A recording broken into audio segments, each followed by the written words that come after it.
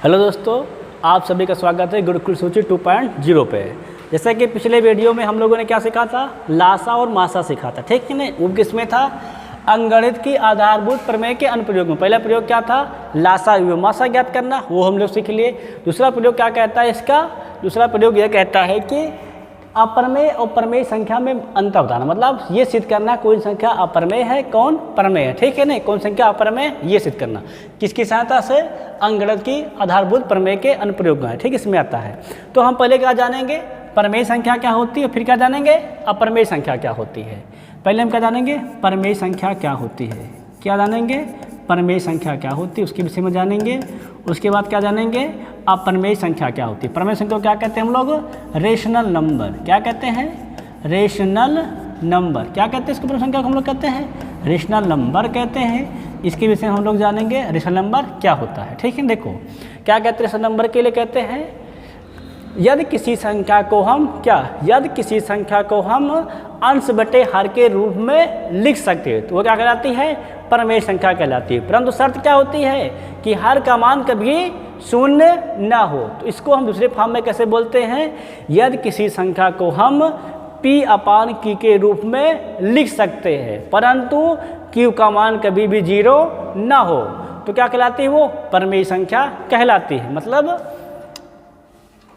यदि किसी संख्या को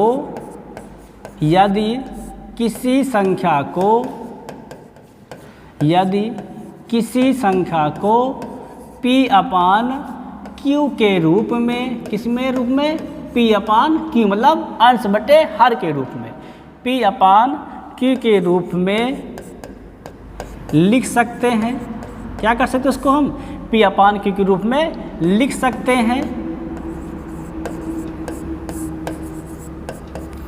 लेकिन एक शर्त क्या कहती है यहाँ पे, लेकिन Q का मान 0 के बराबर ना हो। क्या कहती है, लेकिन Q का मान 0 के बराबर ना हो, लेकिन Q ≠ 0, तब वह संख्या क्या कहलाती है, तब वह संख्या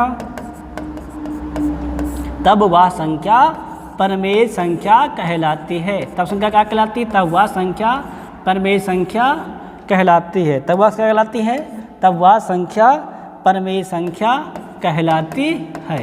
क्या कहलाती संख्या, वह संख्या प्रमेय संख्या कहलाती है। आप सिंपल परिभाषा पहले नोट कर लीजिए, फिर उसके बाद इसके एग्जाम्पल देखते हैं कैसे क्या होती है। मतलब यदि किसी संख्या को हम P/Q अर्थात अंश बटे हर के रूप में लिख सकते हैं परंतु Q का मान अर्थात हर का मान क्या हो, कभी 0 के बराबर ना हो तो संख्या क्या कहलाती है, तब वह संख्या प्रमेय संख्या कहलाती है। जैसे कि एग्जाम्पल देखेंगे, क्या देखेंगे, हम देखेंगे एग्जाम्पल देखेंगे। जैसे जैसे हम लिखे 2, तो 2 को क्या लिख सकते हैं हम, 2/1 कर सकते हैं। क्या लग गया, ये P/Q के रूप में लिख सका।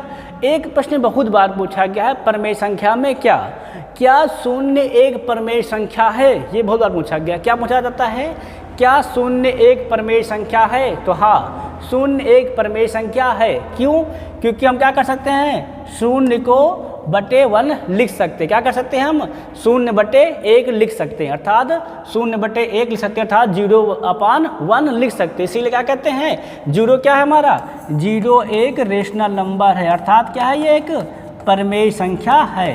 क्या है, ये एक प्रमेय संख्या है अर्थात रेशनल नंबर है। 0 हमारा क्या है, एक रेशनल नंबर है, ठीक है ना। और एग्जाम्पल देखें, इस एग्जाम्पल से हमने क्या लिखा, 22/6, तो क्या है, रेशनल नंबर है। और हमने क्या लिख दिया, 7/12, क्या है, ये रेशनल नंबर है। और हमसे क्या लिख दिया, -3/8, ये भी क्या है, रेशनल नंबर है। अर्थात ये कहा जाता है कि अंश बटे हर के रूप में हम लिखे संख्या चाहे धनात्मक हो, चाहे ऋणात्मक हो, चाहे शून्य हो, कुछ भी हो, वो क्या होती है, सदैव प्रमेय संख्या होती है। क्या शर्त है, इसको हम किस फॉर्म में लिख सके, अंश बटे हर के रूप में लिख सके, तो क्या कहलाती है, वो प्रमेय संख्या कहलाती है। जैसे कि हम लोग क्या लिखे, जैसे कि हम लोग लिखे 0.2, क्या ये प्रमेय संख्या है, हाँ प्रमेय संख्या है। हम लोग टाइम क्या लिखेंगे बटे में 10, क्या हो जाएगा, ये 2/10 क्या लिख गया, अंश बटे हर के रूप में लिख गया। तो ये क्या है, हमारी परिमेय संख्या है, ठीक है ना।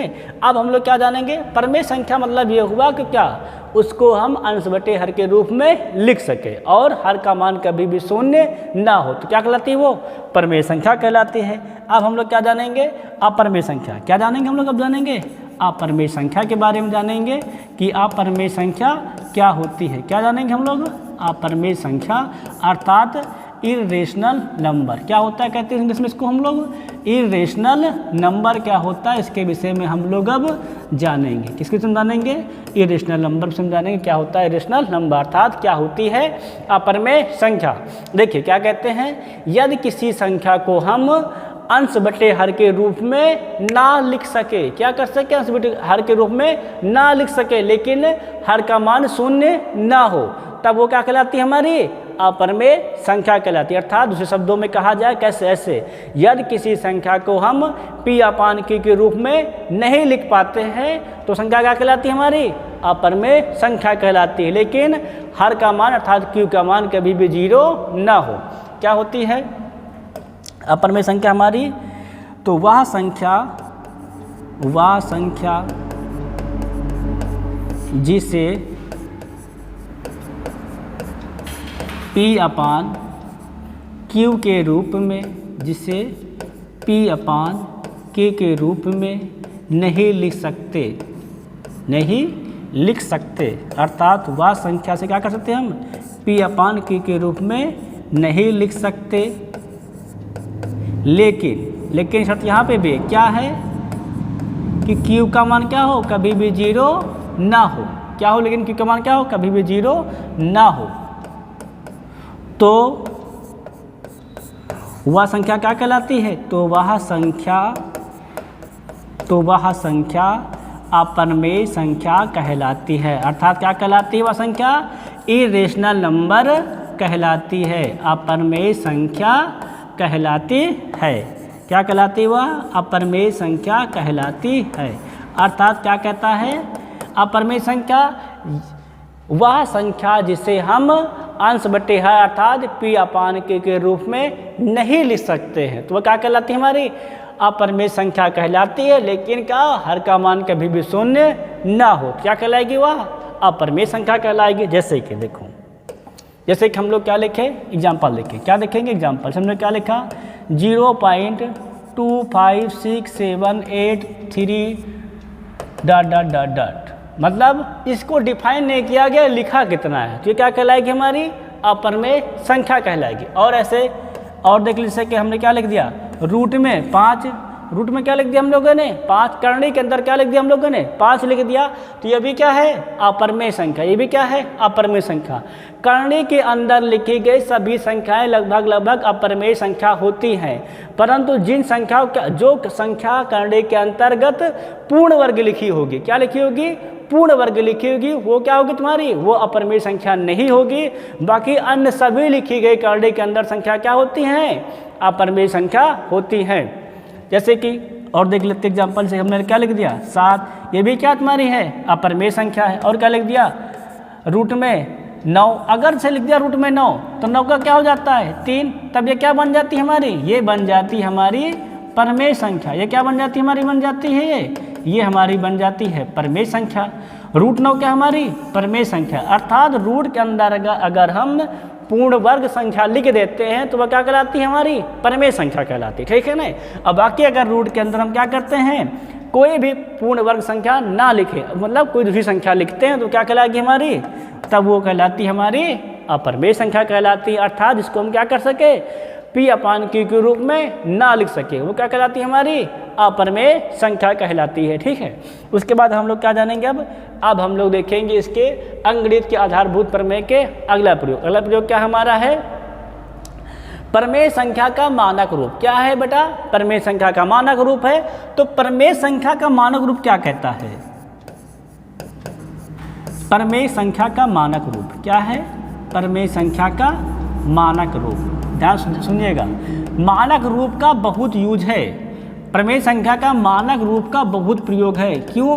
क्योंकि इसी के प्रयोग से हम यह सिद्ध कर पाते हैं कि √2 प्रमेय संख्या है कि अपरमेय संख्या है। मतलब अपरमेय संख्या सिद्ध करने के लिए प्रमेय संख्या के मानक रूप का प्रयोग किया जाता है। जैसे कि क्या कहती है प्रमेय संख्या, क्या होती है P/Q को। अर्थात संख्या क्या कर सकते हैं हम, जिस संख्या को हम P/Q के रूप में लिख सकते हो क्या कहलाती है हमारी, वह हमारी कहलाती है प्रमेय संख्या कहलाती है। और प्रमेय संख्या का जो मानक रूप वो क्या कहता है कि P और Q का क्या, P और Q का हमारा HCF, क्या HCF कितना होना चाहिए, 1 होना चाहिए। प्रमेय संख्या का मानक रूप क्या कहलाता है, कहता है प्रमेय संख्या का मानक स्वरूप ये कहता है कि अंश बटे हर वाली संख्या का कितना होना चाहिए, HCF 1 हो, तभी वो क्या कहलाती है, प्रमेय संख्या होती है। मानक रूप में, किस रूप में, मानक रूप में प्रमेय संख्या होती है। ठीक है ना, मतलब कोई स्टैंडर्ड फॉर्म होता है, कितना होना चाहिए उसके लिए, अंश और हर का कितना HCF हो, 1 हो, तो वो क्या कहलाएगी हमारी प्रमेय संख्या का मानक स्वरूप कहलाएगी। ठीक है ना। अब इसके बाद हम लोग चलते कहाँ पर, चैप्टर पे। चैप्टर में कुछ 1-2 सवाल देखेंगे। आज हम आपको बताना चाहेंगे कि हम बालाजी किताब क्लास 10th की यूपी बोर्ड की, उसके सारे सवाल हम इस बोर्ड पे सॉल्व करवाएंगे। ठीक है ना, एक सवाल सॉल्व करवाया जाएगा आप लोगों के लिए। मतलब आपको कहीं जाने की ज़रूरत नहीं है, यहाँ पे मैथ की आपकी हर एक सवाल का सलूशन यहाँ पे दिया जाएगा।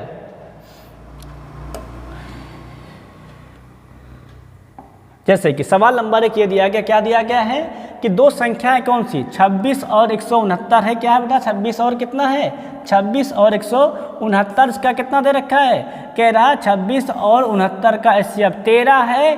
तो 26 और 69 का LCM का मान ज्ञात कीजिए। बालाजी किताब का सवाल नंबर है, क्या कहता है 26 और कितना 169 का कितना दे रखा है HCF 13 है। तो 26 और 69 का 169 क्या निकालना है आपको, LCM निकालना है। तो कल ही हम आपको वीडियो में, पिछले वीडियो में हमने आपको बताया था क्या, दो संख्याओं और लासा तथा मासा के बीच संबंध। तो क्या होता है संबंध, हमने लिखाया था पहली संख्या गुणे दूसरी संख्या बराबर क्या, HCF गुणे LCM। क्या बताया था, पहली संख्या गुणे दूसरी संख्या बराबर HCF गुणे LCM। अब पहली संख्या तो कितनी है 26 है, और दूसरी संख्या कितनी देखिए, तो दूसरी संख्या आपकी 169 है। HCF कितना दे रखा है, HCF आपको 13 दे रखा है। आपको निकालना क्या है, आपको निकालना है LCM। तो LCM बराबर क्या हो जाएगा, LCM बराबर हो जाएगा 13 गुणे में, तो यहाँ कितने किस में आ जाएगा, तो यहाँ पे आ जाएगा ये भाग में। आप भाग कर दिए 13 से, क्या हो जाएगा 13 का नाम 13, 13 दूनी 26। अब दो को क्या करें 169 से गुणा कर दीजिए, तो क्या निकल आएगा, तब आपका LCM निकल आएगा। कितना हो जाएगा LCM देखिए, तो 2 9 18, 2 6 12 1 13, 2 का नाम 2, 2 1 3, कितना हो जाएगा LCM आप 338। अर्थात जब दो संख्याओं का HCF दिया रहे, संख्याएं दिया रहे और संख्याओं क्या दिया रहे, HCF दिया रहे, तो उनका LCM कैसे ज्ञात करते हैं, सिंपल, पहली संख्या का गुणा दूसरी संख्या से बराबर HCF गुणे LCM। पहली संख्या कितनी दे रखी थी 26, दूसरी कितनी दे रखी, देखो पहली संख्या ये हो गई, दूसरी ये हो गई, कितने हो गए 26, और दूसरी कितने हो गए 169। HCF कितना दे रखा है आपका 13, LCM कितना दे रखा है, नहीं दे रखा है, LCM को निकालना है। तो क्या करेंगे 26 गुणे 169 गुणे 13 गुणे LCM, LCM क्या हो जाएगा 26 गुणे 169 बटे 13, 13 का नाम 13, 13 दूनी 26, 2 से क्या करेंगे 169 का गुणा कर देंगे, कितना जाएगा 338। इस प्रकार हम लोग क्या करेंगे, सिंपली से दी गई कि ये दो संख्याओं का HCF दिया रहे और संख्या दिया रहे, तो उनका क्या करेंगे LCM ज्ञात कर लेंगे। बाकी के सवाल हम आपको अगली वीडियो में कराएंगे। तब तक के लिए जय हिंद।